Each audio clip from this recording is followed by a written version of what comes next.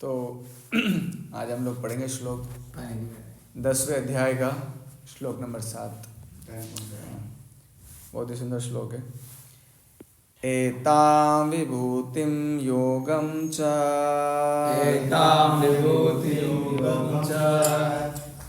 मम यो वेति तत्त्वतः स अविकल्पेन योगेन युज्यते नात्र संशयः। एतां विभूतिं योगं च मम यो वेति तत्त्वतः सो अविकल्पेन योगेन युज्यते न अत्र संशयः। तो बड़ा ही महत्वपूर्ण श्लोक है भगवद गीता में। ये श्लोक हमें ये भगवान मतलब इसमें हमें ये उपदेश दे रहे हैं कि हमें जो है अगर भक्ति उसको क्या कह सकते हैं कंटिन्यू करना है, ऐसा है ना, मतलब 1 साल नहीं, 2 साल नहीं, 1 महीना नहीं, 2 महीना नहीं, लाइफ टाइम करना है। तो इस श्लोक में जो शिक्षाएं दी है भगवान ने और तात्पर्य प्रभुपाद जी ने जो शिक्षाएं दी है उसको अपनाना पड़ेगा। तो यहाँ कह रहे हैं एताम विभूतिम, तो अनुवाद पढ़ते हैं इसका। तो भगवान कह रहे हैं अर्जुन को कि जो मेरे इस ऐश्वर्य तथा योग से पूर्णतः आश्वस्त है ना, मेरा जो ऐश्वर्य है वो प्रभुपाद जी बताएंगे आगे, वो मेरी अनन्य भक्ति में तत्पर रहता है। मतलब और एक और बात इसमें बोले अनन्य, मतलब भक्ति कई प्रकार की होती है। एक होती है मिश्रित भक्ति होती है ना, ज्ञान मिश्रित, कर्म मिश्रित, और कई प्रकार का मिश्रण रहता है। लेकिन अन्य भक्ति शुद्ध होती है, उसमें कहीं और चिंतन नहीं है, अन्य पर कोई भावना नहीं है, अनन्य भक्ति करनी है ना। और उसमें तत्परता, समस्या ये भक्ति में तत्परता कम है। भगवान के प्रति भाव तो है बट उतना तत्पर नहीं है ना। तो इसमें स्पष्ट बताया गया है कैसे आएगी तत्परता, बताएंगे प्रभुपाद। तो इसमें तनिक भी संदेह नहीं है, बहुत छोटा श्लोक है, सूत्र रूप में है। एतां विभूतिम योगम, मेरी जो विभूतियां तुम अगर जान लोगे है ना, योवेति तत्वतः, तत्व से जान लोगे है ना। कैसे? तत्वतः है ना, वेति मतलब जानना, अविकल्प, कोई विकल्प नहीं रहेगा आपके पास, मतलब ऑप्शन खत्म है ना, आपके विकल्प खत्म है अब। सो अविकल्पेन, अविकल्प खत्म होने के बाद आपका सीधा योगे, मुझसे योग स्थापित करो, मेरे बारे में सोच नहीं पड़ेगा तुमको, क्योंकि मेरा ऐश्वर्य ही ऐसा है ना। और इसमें न अत्र संशय, इसमें कोई संशय नहीं है। तात्पर्य, आध्यात्मिक सिद्धि की चरम परिणति है भगवत ज्ञान। आध्यात्मिक सिद्धि जो है ना, मतलब परफेक्शन, जो भी हम लोग कर रहे हैं, जो भी हम प्रैक्टिस कर रहे हैं स्पिरिचुअल लाइफ में है ना, स्पिरिचुअल लाइफ की जो भी प्रैक्टिस है ना, उसका क्या करना है, उसका पर्पज क्या है ना, प्रैक्टिस, उसका सिद्धि है ना क्या है, भगवत ज्ञान, भगवान के प्रति ज्ञान प्राप्त होना, उसका क्या है, सिद्धि है। तो जब तक कोई भगवान के विभिन्न ऐश्वर्यों के प्रति आश्वस्त नहीं हो लेता, अब वैसे देखा जाए ये ऐश्वर्यों की बात हो रही है, जबकि अगर देखा जाए कि वृंदावन के भक्तों के अंदर ये ऐश्वर्य भाव उपस्थित नहीं होता है ना। तो हम अभी उस एस्पेक्ट पर नहीं जाएंगे अभी है ना। हम सिर्फ ऐश्वर्य वाला जो भक्ति है ना, जो द्वारिका के भक्त करते हैं है ना, उनमें भगवान के प्रति ऐश्वर्य भाव भी होता है। तो जो भगवान के विभिन्न ऐश्वर्य के प्रति आश्वस्त नहीं हो लेता जब तक है ना, तब तक भक्ति में नहीं लग सकता है ना। इंपॉर्टेंट बात है यहाँ पर। प्रथम प्रभु भक्ति में क्या नहीं होगा? आश्वस्त नहीं होगा, है ना, लग नहीं पाएगा भक्ति में वो, ठीक है, जब तक भगवान के ऐश्वर्यों को नहीं जान लेता, है ना। सामान्य तो लोग, प्रभुपाद जी लिखते हैं, सामान्य लोग इतना तो जानते हैं कि ईश्वर महान है, लेकिन ये नहीं जानते कि वो किस प्रकार महान है ना। पता है लोगों को भगवान महान है ना, मतलब यही वाली बात हुई है, मैं भगवान को मानता हूँ, लेकिन भगवान की बात क्यों नहीं मानता तू? क्योंकि भगवान को ढंग से नहीं जानता। गॉड इज ग्रेट, बट क्यों गॉड महान है? जैसे व्यक्ति हम कहेंगे कि मोदी जी महान है, बट क्यों महान है उनके बारे में पूरी जानकारी बिल्कुल नहीं है। वो कितने बजे उठते हैं, वो दिन भर कितने बिजी रहते होंगे, कितनी सारी टेंशनें लेते होंगे, तब उनके प्रति सही आदर भाव हमारे अंदर उत्पन्न होगा जब उनको बहुत अच्छे से जानेंगे, कंप्लीटली जान लेंगे जब किसी व्यक्ति के बारे में हम लोग, तभी उसके प्रति शरणागति हो सकती है। तभी शरणागति होगी तो हमें भक्ति करने की इच्छा होगी उसकी, है ना। ये स्वाभाविक बात है। अब जैसे केवट है, भगवान राम के चरित्र में देखो आप, तो केवट क्यों जाके वो भगवान के पैर धो रहा है? वो तो पहली बार देखा भगवान को, तो देखा पहली बार, बट जानता बहुत जन्मों से, तो स्वाभाविक भक्ति आ गई उसके हृदय में भगवान को देखते ही। माँ शबरी जी कब से इंतजार कर रही है भगवान राम का, है ना। तो भगवान के ऐश्वर्य को जानना मतलब भगवान को पूर्णतया नहीं जानेंगे जब तक हम, क्यों करेंगे हम भक्ति? भगवान की जरूरत क्या है? और कम से कम ये जो भगवत गीता है पूरा भगवान के बारे में बताता है, 7वां अध्याय, 9वां अध्याय, 15वां अध्याय, तो कम से कम ये 3 अध्याय अगर आप पढ़ो, 7वां, 9वां और 15वां, भगवान बहुत ज्यादा बता दिए अपने बारे में। बाकी जगह भगवत भक्ति के बारे में बताए हैं, बट 9वें अध्याय में, 15वें अध्याय में और 7वें अध्याय में, कौन कौन सा है? 7, 9 और 15, ये 3 अध्याय तो विशेष हैं जिसमें भगवान अपने बारे में बहुत बताएं। जैसे अब मैं कहूँ कि अब वो पुण्य गंधा पृथ्व्याम च, है ना, प्रभा अस्मि शशि सूर्यो अहम विश्वा नरो भूत्वा, तो भगवान इतना बोलेंगे, भगवान आप इतना कर रहे हो क्या हमारे लिए?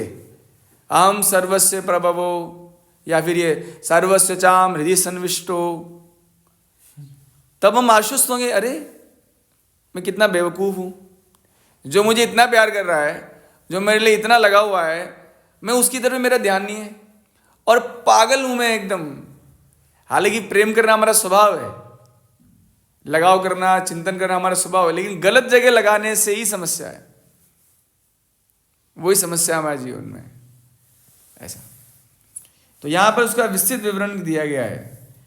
जब तक कोई ये जान लेता है कि ईश्वर कैसे महान है, अच्छा, जब कोई जान लेता है कि भगवान कैसे महान है ना, किस तरह भगवान हमारा हर तरह से ध्यान रखते हैं, है ना, हर प्रकार से। 9वां अध्याय पूरा पढ़िए, 7वां पढ़िए, भगवान बोल रहे हैं कि जल का स्वाद में हूं, तो आपको प्यास लग रही है, वैसे जल भी भगवान दे रहे हैं, जल भी भगवान देते हैं, और जल का स्वाद जो है उसको, प्यास को बुझाने की जो क्षमता है वो भी भगवान देते हैं। भगवान हमारे हृदय में भी रहते हैं, वो सब ज्ञान देते हैं। भगवान इतना हमारा ध्यान रखते हैं। अब कोई इतना ध्यान रखे आपका और आप भगवान के प्रति ना हो, तो ऐसे तो निष्ठुर नहीं है लोग। बस प्रॉब्लम यही कि भगवान को जानते ही नहीं है, इतनी समस्या है।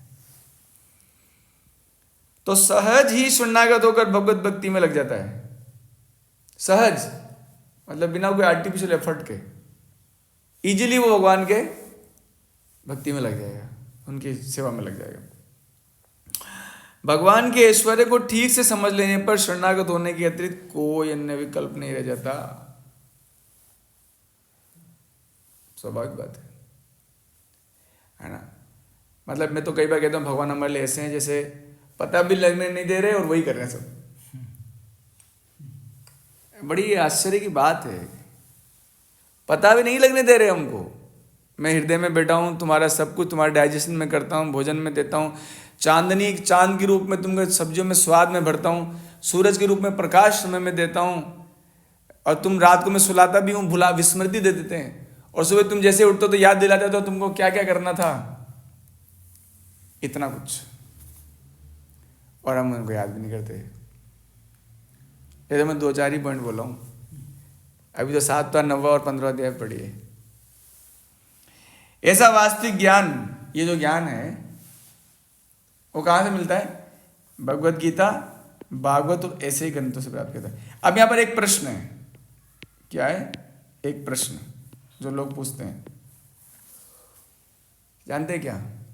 क्या जरूरत है माला फेरो बस, गीता पढ़ के क्या तुमको ज्ञानी होना है क्या? तो चैतन्य चेता में एक पद आता है, एक मुझे याद है, एक पद आता है, हाँ रुको, एक पद आता है कि माया मुग्ध जीव नहीं होते स्वतः कृष्ण ज्ञान, जीवेरे कृपा के लिए दीते वेद पुराण। तो हम जब सेल्फ रियलाइज होंगे तब हमें पता लगेगा कि भाई भगवान का इतना प्रेम है हमसे। लेकिन हम पहले ही जान लें अगर गीता भागवत से, है ना, तो बहुत अच्छा है वो। जैसे प्रहलाद महाराज कहते हैं कि भागवत में, अरे भगवान बहुत अच्छे से हैं, हम इन दुनिया में इतने लोगों को पटाने में लगे हैं, भगवान तो पटे पटाए हैं। इसका मतलब ये इतने प्रिय हैं भगवान, इतने हार्ट, मतलब वो हैं, हृदय के नज़दीक हैं हमारे, इतने क्लोज हैं, लेकिन हमारा ध्यान नहीं है उनकी तरफ। तो गीता भागवत जैसे ग्रंथों को पढ़ना चाहिए, उनसे ज्ञान प्राप्त करना चाहिए और दूसरों को बताना भी चाहिए, जैसे मैं बता रहा हूँ आपको।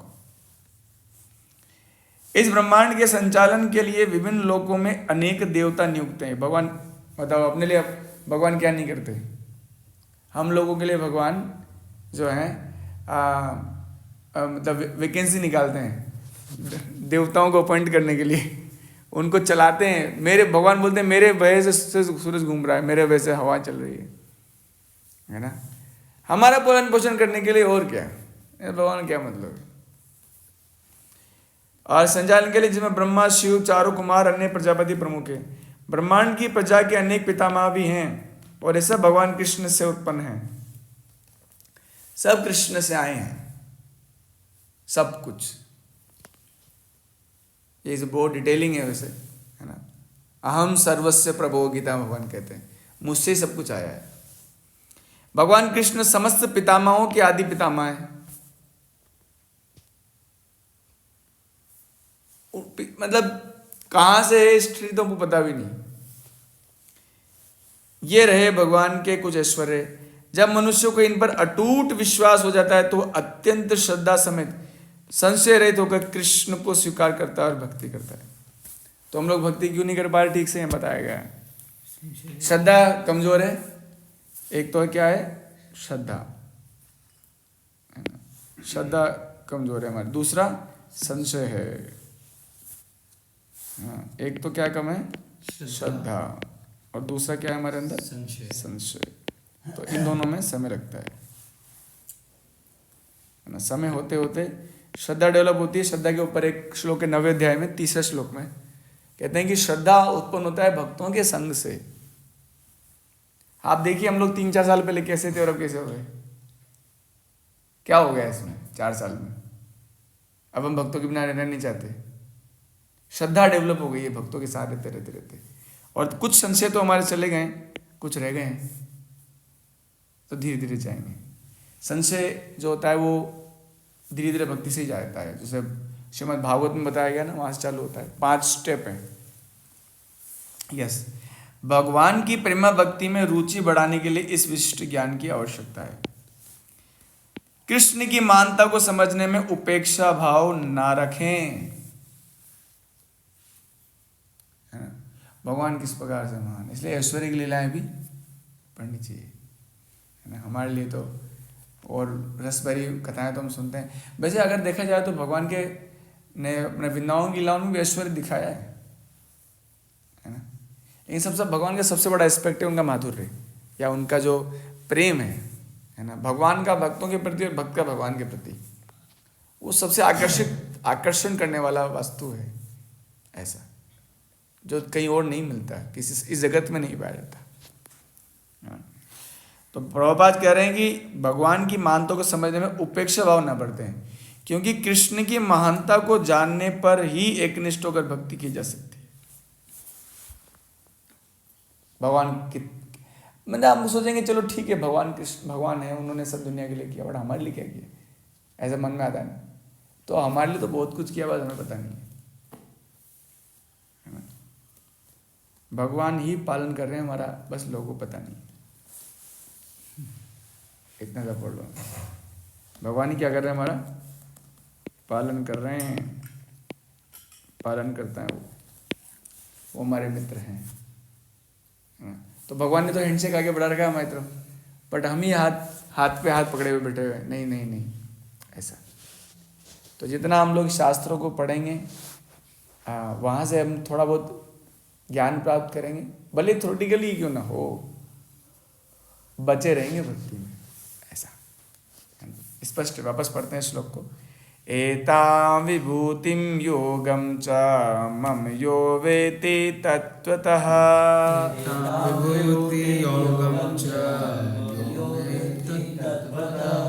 एतां विभूतिं योगं च एवं एतां विभूतिं योगं च मम यो वेति तत्त्वतः।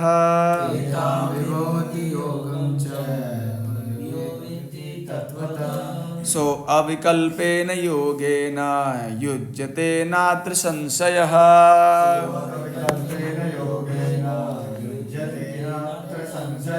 सो अविकल्पेन योगेन युज्यते नात्र संशयः।